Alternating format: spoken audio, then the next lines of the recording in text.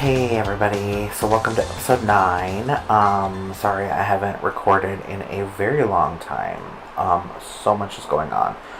I'm going to show you a video that I recorded on my birthday weekend for Renfest and get you caught up with that stuff. Then I will come back and share with you what else has been going on. Hey everybody. So I'm sitting here while Amy is doing some shopping for something. We just were shopping at another store, so I decided to take a break in the car. So today was my 24th birthday, or not 24th, today is the 24th. It was my birthday weekend at Renfest. So I went in drag. You've probably seen pictures online, otherwise I'll post one here. It's always fun. But near the end, I hadn't eaten anything all day. I didn't have time for breakfast. I had one glass of wine shortly after we got there, and then was in the sun.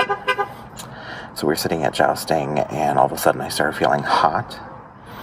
Like I just wanted to rip off all my clothes. Felt like, I was nauseous, which is my key then, and my vision started going funky, like everything was super bright, which tells me that I was going to pass out, so I had to lay on the ground. We found a rickshaw to take me to the front gate at least. So I've always wondered if they would actually be able to carry my fat ass in a rickshaw, and apparently they can, so that was good to know. Yeah, that happened today. I didn't fully black out, but I almost did. Now we go home and rest, and then tomorrow we have people over for games. So that'll be exciting. My week's been pretty good. Still haven't finished reading that book and actually gotten on my diet, which is part of why I started this podcast, and it's been a little frustrating, but I'll get there eventually. A lot of stuff obviously has been going on. So, not only did I almost pass out at Renfest, the week after that, following that week, that Thursday after Wednesday, I had a meeting here at the house, and was getting stuff for that. Had the people had just arrived, was finishing setting up, and basically tripped over an extension cord and then the lip of my floor, and basically stumbled across trying to catch my balance all the way through my living room. Went to grab a chair, wrenched my arm out, hit the floor with both knees, slid. It was a mess. I'm still in pain. That was a week and a half ago, something like that. And I'm still, my one knee is still kind of sore, and my arm is still pretty sore. So that is why I'm recording and sitting in my chair, because it's the most comfy place right now to recover and relax. And my screen is a little wobbly, and I apologize for that. So, yeah, that happened. And then, of course, it's possible I might have sprained my arm. It feels like I pulled a muscle, but then at the same time, it feels like I got a shot in the arm from the doctor. You know how you can't get comfortable? And then just when I think I'm getting comfortable, then I lay down, and I must lay on it funny, and then I wake up. Oh, it's a cycle. I did have it in a sling one day, and that seemed to help the next day. So I might have to do that again. I'm going to take some more ibuprofen here. But hey, everybody. So I apologize for the really crappy looking graphics and probably the horrible sound, but this is now like going into the third week that I've tried working on this video, and stuff just keeps happening. Nothing accidental this time, just a lot of things that I've had to get done or do that have kind of pushed this off a little bit. So, and then I kept saying at the end of the videos, so in this video I'm going to show you I'm going to be making, and then something would happen with that video, and I can't show you that now. So, I was going to show you wild rice soup and bread bowls, but something happened with the audio for a good chunk of the wild rice soup, and it's just not there. So, I'm just going to show you how to make the bread bowls. I'll have to revisit wild rice soup and record it better next time. I need to work on a better setup. Like I'm getting a couple of different angles, which is great, but I wish I could show you over the stove a little more without like the heat melting my camera. So I'm gonna have to work on that, but enjoy. And let me know what you would like to see me make, or if you've got some great recipes to share. I'd love to hear them. Hey everybody, so today I am going to be making my creamy wild rice chicken soup and some homemade from scratch bread bowls. But the first thing we're going to do is clean up our workspace and get ready to make some bread, because we need to let that rise for a little bit. So I want to get that out of the way first before I start prepping for the soup, because the soup is going to take 3 hours. This video will not be 3 hours. But let's get started with the bread bowls. So the first thing we have to do is prove our yeast. And I need 2 tablespoons of active dry yeast. And I was buying the packets for the longest time, but it's always hard to figure out with these little packets, like, how much is actually in here and what how much is in a packet. It doesn't really tell you easily. So instead I've gotten the bag of yeast. So the reason we prove yeast, and you probably have heard me say this before, is we need to make sure that it's still good. So we're going to do 2 tablespoons, and we need to dissolve it in warm water. You don't want hot water. You just want warm water. If it's too hot or too cold, you'll kill the yeast, and then it won't work for you. And what we're looking for with the yeast is for it to become foamy and bubbly, and that could take up to about 5 minutes for it.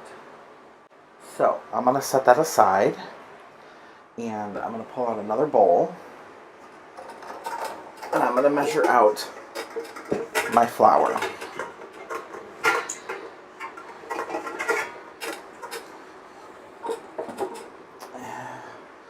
And prep out some of my other ingredients that I need. So let me grab my prep bowls here. I'm going to need a teaspoon of salt. So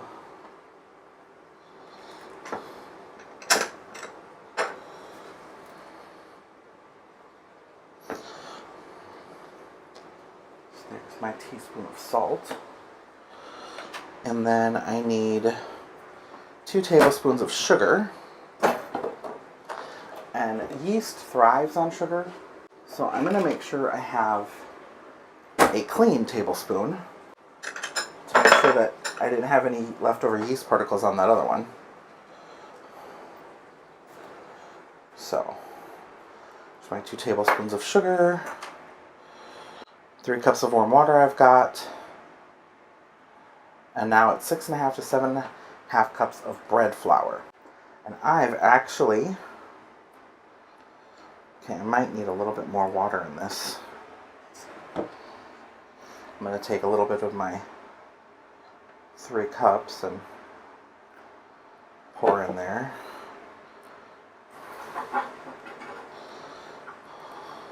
You don't want a sludge mixture, which is kind of what happened here. See how it's all clumpy? You don't want that.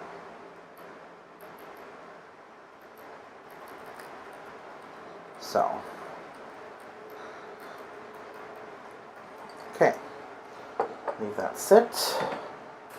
How many cups are in here? Okay.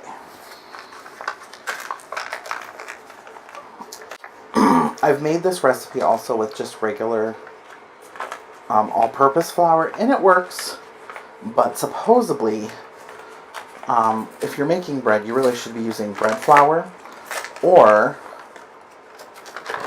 Julia Child has a method. You'd have to look it up in her on her show, but she actually talks about where she does a percentage breakdown. She does so much. She makes her own flour mixture, which is like so much all-purpose, so much cake flour, and so much bread flour, or something like that, and does her own mixture, and it works for a lot of things.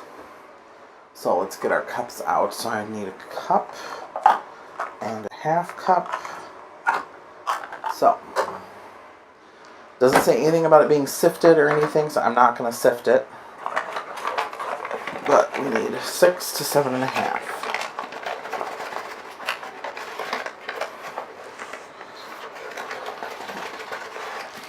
So there's 1,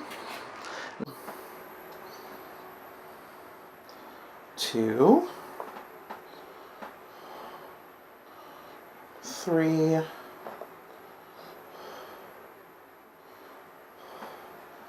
4,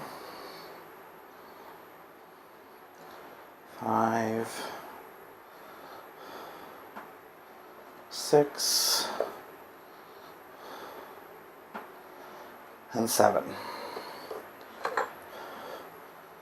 And our half.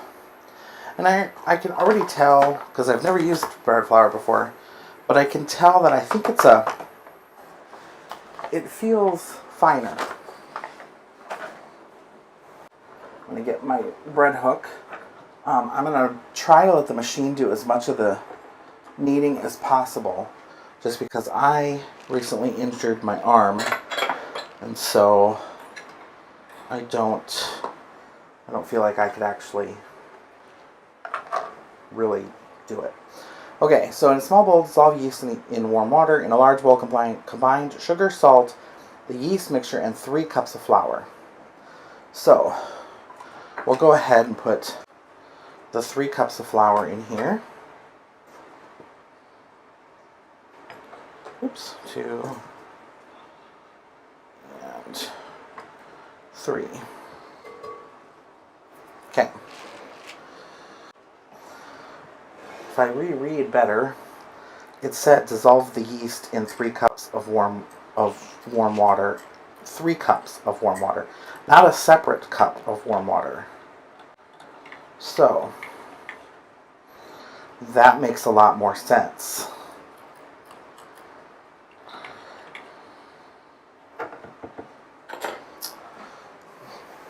I've only made this recipe one other time, just so you're aware. Scrape all that yeasty goodness.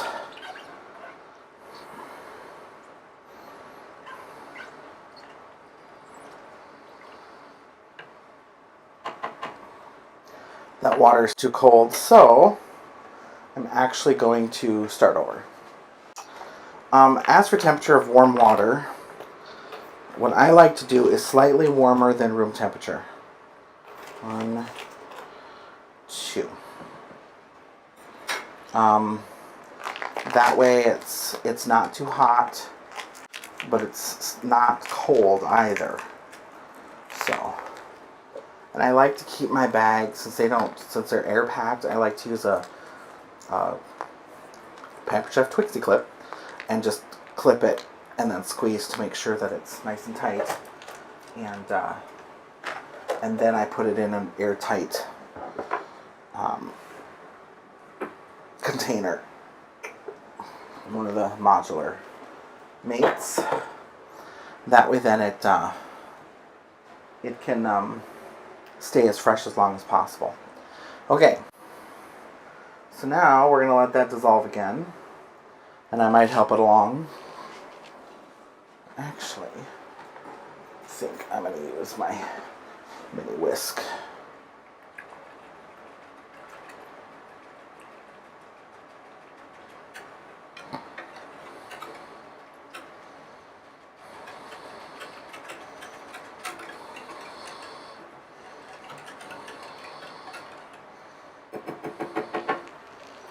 There. So, it's been about 5 minutes, and my yeast is not foaming the way I'd like it to. Now, this is only the second time I've ever made this recipe. I think it's because they want me to dissolve it in too much water. 3 cups is quite a bit of water for yeast. It may be too much. So I think it's fine. I'm going to go ahead and use it. But normally I would probably say, let's adjust this and just dissolve it in a cup of water. Reserve the other 2 until it's time for the mixture and let them, I mean, it's gotten a little foamy, but some of that is from me whisking. So whisking is not always, you can't always tell. But the way that the foam, it's hard to explain. The foam is changing the way it looked from when it was whisking. So it's possible that there's other foam on the top that's not very bubbly like that. I wish I had a better way of showing you this. Maybe I can tilt that in. You can see this is where I whisked, but this has turned cloudy and kind of foamy. So and as I'm standing here watching it, it's getting foamier and foamier. So it's small bubbles. So I think it's working. It's a lot of water for it to try and do. So we're gonna go ahead and use it, and we're gonna put it in, like they said. And I want to get as much of it, especially at the bottom, because I think that's where a lot of the yeast was sitting. Okay, so we're going to turn this on. I'm going to put my splatter guard that doesn't fit this bowl on, and we're going to start low. It says medium, so. And it says beat on medium speed for 3 minutes, then stir in enough remaining flour to form a soft dough. The dough will be sticky. So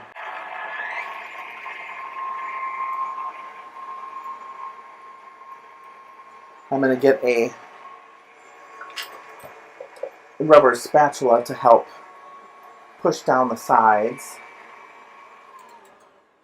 because it needs it. I can tell there's stuff over here, flour over here, that has not incorporated. So let's get that. There.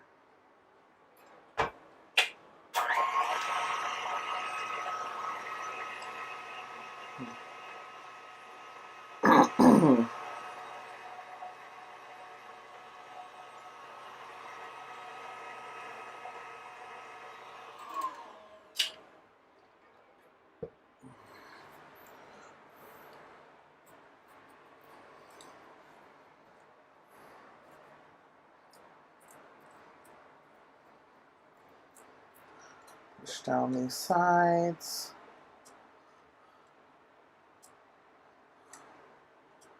Okay.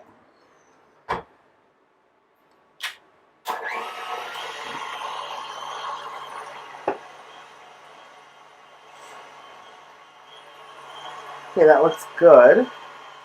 So now I'm going to lower it a little.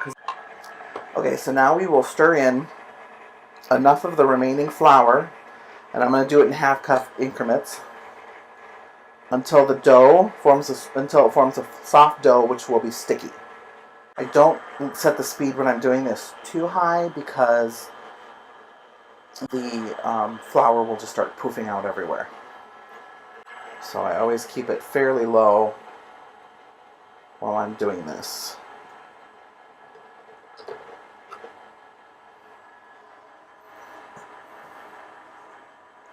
I'm gonna, since it said between 6.5 to 7.5 cups, and we added in already 3 cups, I'm going to leave about 1.5 cups or a cup in here. I'm going to add most of this, and we'll see where we're at.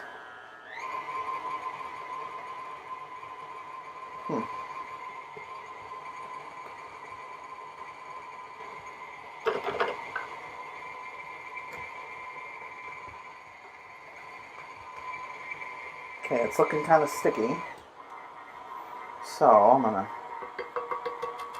add another 1/2 cup.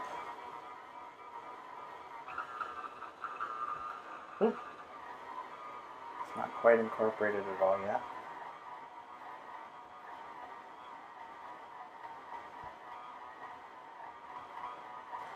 Okay, I'm going to set that aside. I might have to knead some of this by hand. So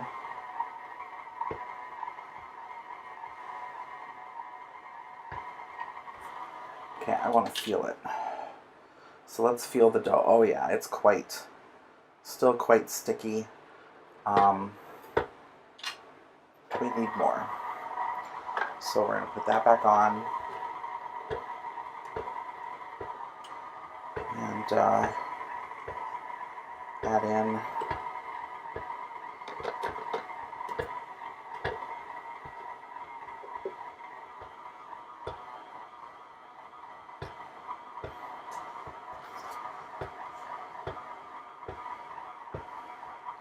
I'm going to go ahead and pour a cup of this out. And I'm going to put more of this in.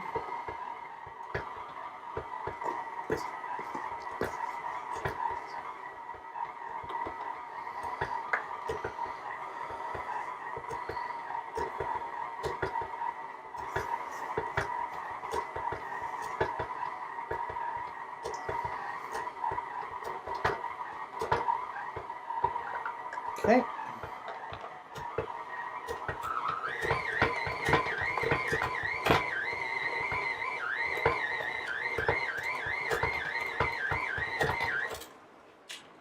Okay, let's see where this is at.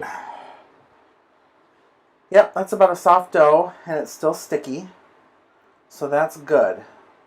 So we're going to take as much of this off of the hook as possible. See, it's soft, still a bit sticky. I'm actually going to sprinkle this on top and use some of it to grab. I still have just a smidge of dough left, so that 1 cup, what I'll use that 1 cup that I've reserved to flour the surface to knead it, and then as I'm kneading it in that floured surface, it'll pick up the excess flour and it'll smooth itself out. This is why you want, when you're cooking with bread or making bread, why you want a soft, sticky dough when you turn it out, because, and I always made it, when I'm using the machine, I always thought, oh, well, I need to make it smooth, like dough that I'm ready to use, and then if I want to knead it just a little extra, then I don't use as much flour on the surface. But that's why they tell you to do a sticky dough, is because it will pick up some of the flour off the surface and smooth itself out, which I didn't realize was actually a good thing. Now, we're going to flour the surface, and we're going to pour this out. Try and get as much of that dough as possible here.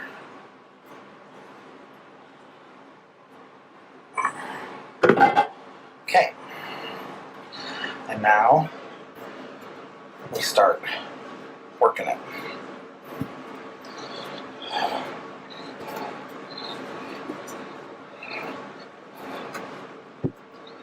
Now, with bread dough, I have a little bit of pieces here, but you want to beat the crap out of it. That's how you're gonna flip-flop you in place. Get the gluten to really activate and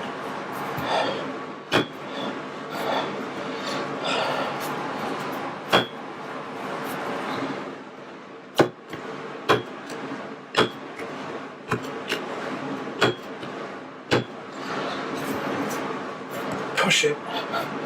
It's not good for my arm, but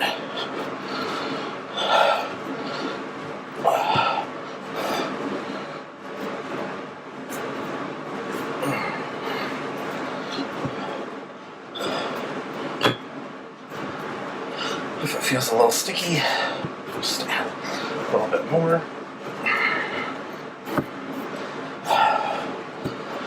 Okay.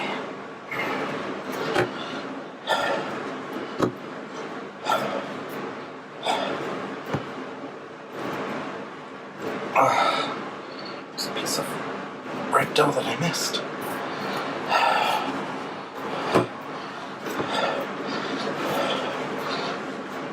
We want it to snap back. So as you pinch it, do you see that? How it's... Let me smooth it on a little more.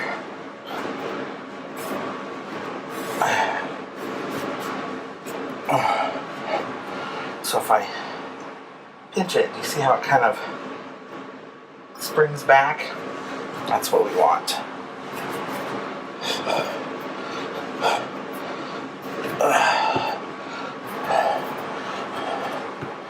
Okay, now I need a greased bowl.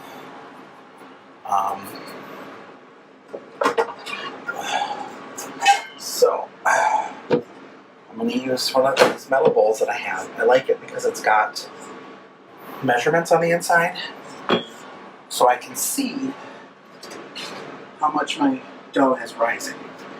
So I'm going to spray it, the bowl, and we're going to place it in there and then turn it and place it, and it's about at the 8-cup mark. I'm going to just set my towel on this for now.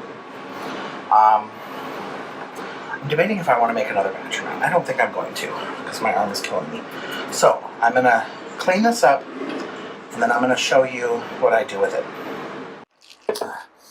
So when I'm ready to have my bread rise, whether it's bread bowls, regular bread, whatever, I've shown in the past different ways that you can kind of have your own proofing drawer.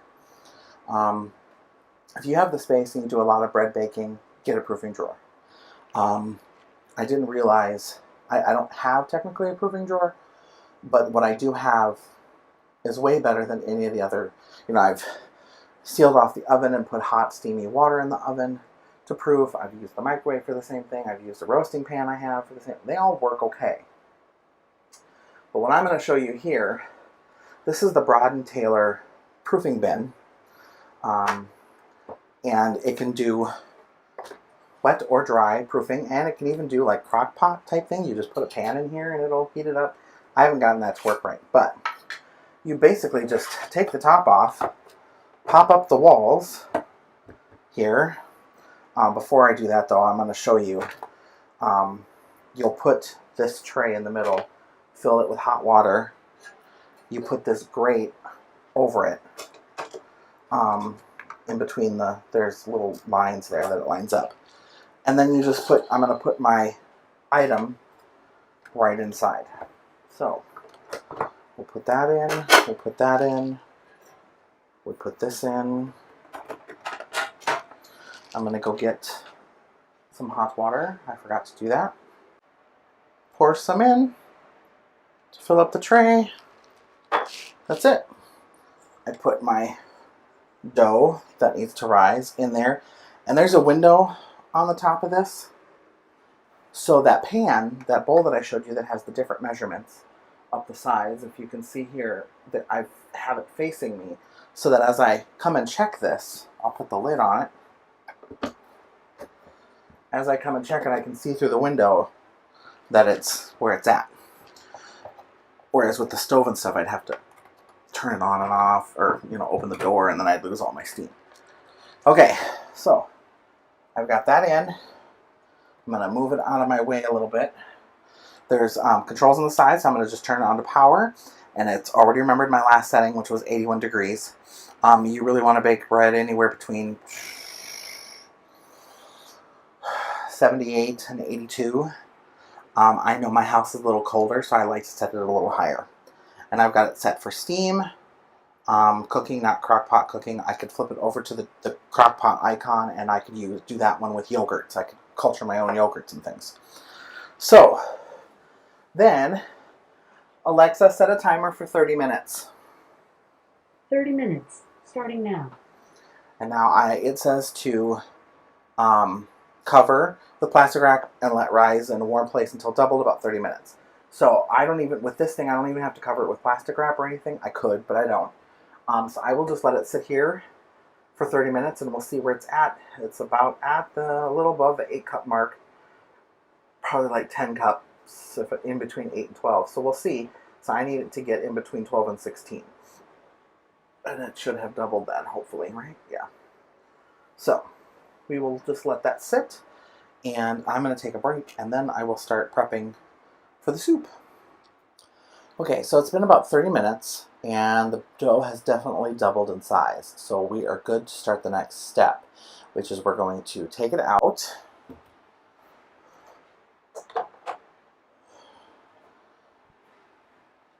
And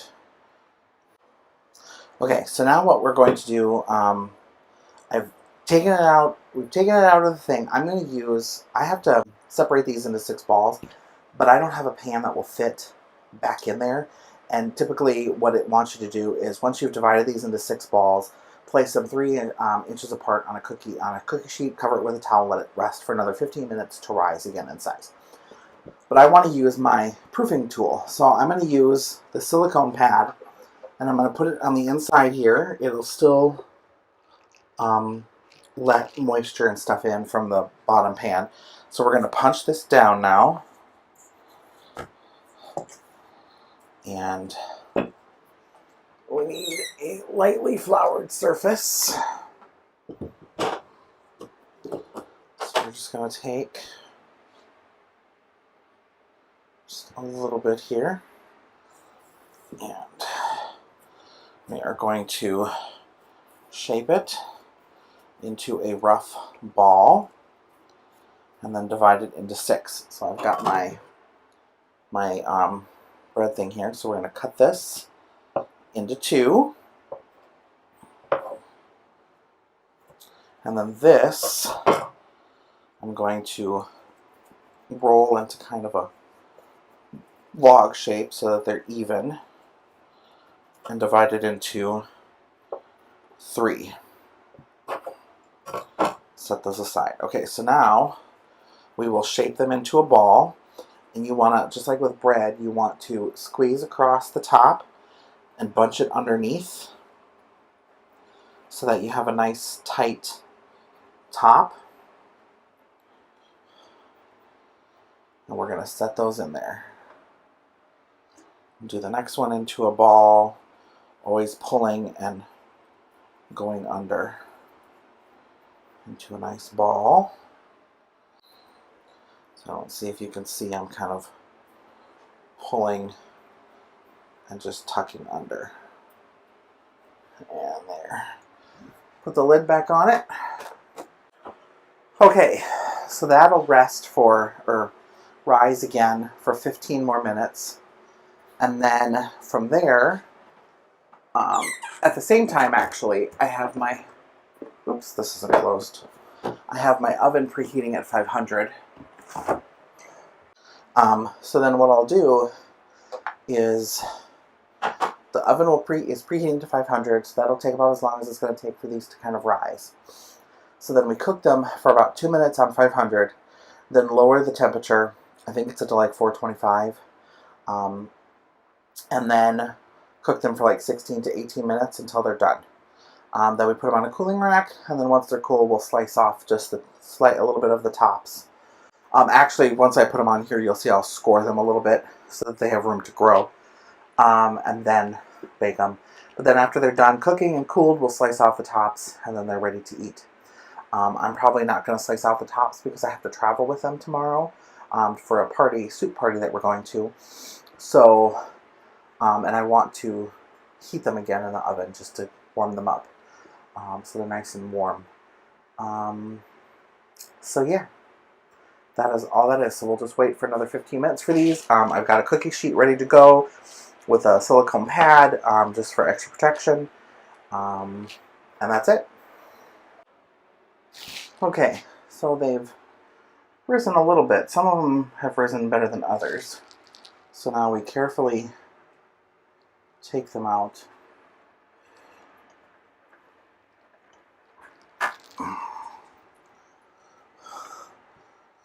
I probably should have gotten a bigger pan.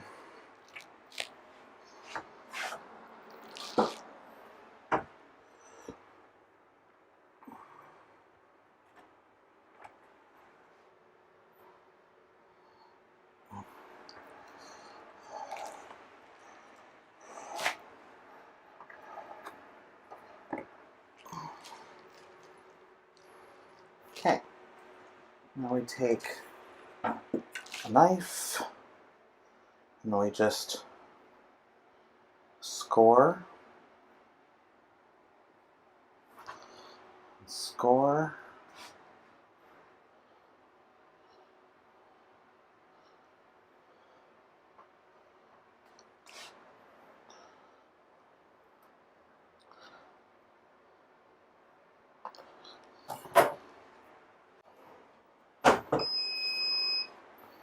And now we will put them in. Alexa, set a timer for 2 minutes. 2 minutes, starting now. And then we will reduce it to 425 for another 16 to 18 minutes or longer until golden brown. Okay, so it's time to check our bread. I did it for the 16 minutes. And let's see. Oh yeah, they're golden brown. Some of these are quite big, but if you're doing a bread bowl, so. Okay, so when possible, I like to try to get them off of the rack right away, or off of the pan. So we're going to take them off because I don't want them to keep cooking.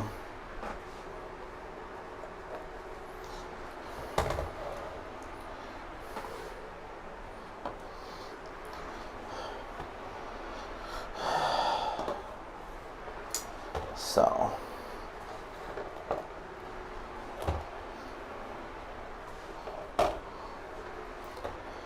okay, there we go. So as you can see with these, some of them are a little small, some of them are nice, quite sized. That's a good bowl, bread bowl size. Even these two are actually, if you dig, they're tall enough that you can dig the sides out. These are a little smaller.